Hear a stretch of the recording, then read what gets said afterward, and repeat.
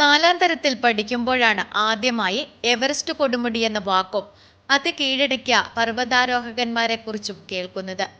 സനൽ വളരുന്നതിനൊപ്പം ആ സ്വപ്നവും വളർന്നു.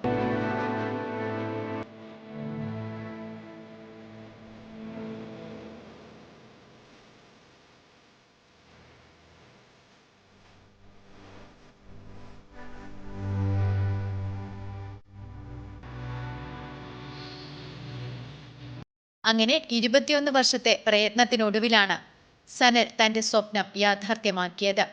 നമ്മുടെ ജീവിതത്തിന്റെ എല്ലാ കംഫർട്ട് സോണും വിട്ടിട്ടുള്ള യാത്രയാണെന്നും ശരീരത്തിനൊപ്പം തന്നെ മനസ്സും യാത്രയ്ക്കായി തയ്യാറാക്കണമെന്നും സനൽ പറയുന്നു.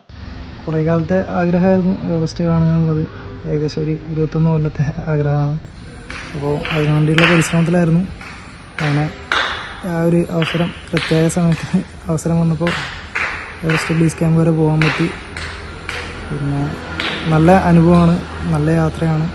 ശാരീരികവും മാനസികമായി നന്നായി തയ്യാറെടുത്താൽ മാത്രം നമുക്ക് നന്നായി ചെയ്യാൻ പറ്റുന്ന ഒരു യാത്ര കൂടിയാണത്.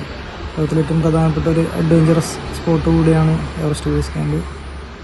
അവിടത്തേക്ക് ഒരു 15 ദിവസം നീളുന്ന യാത്രയാണ്. 10 ദിവസം മുകളിലേക്കും 5 ദിവസം താഴേക്കും ഇറങ്ങാനും വേണ്ടിയുള്ള യാത്രയാണ്. ഒരു 13 ദിവസം കൊണ്ട് ചെയ്ത് തിരിച്ചു വരാൻ പറ്റി. 7 മുതൽ 8 മണിക്കൂർ വരെയാണ് ഓരോ ദിവസവും യാത്ര ചെയ്തത്. 13 ദിവസം കൊണ്ടാണ് സനൽ ബേസ് ക്യാമ്പിലെത്തി തിരിച്ചിറങ്ങിയത്. 5 പേരടങ്ങുന്നതായിരുന്നു സംഘം. എവറസ്റ്റിന്റെ ഏറ്റവും മുകളിലേക്ക് എത്താനുള്ള തയ്യാറെടുപ്പുകളും ഈ സംഘം തുടങ്ങിക്കഴിഞ്ഞു.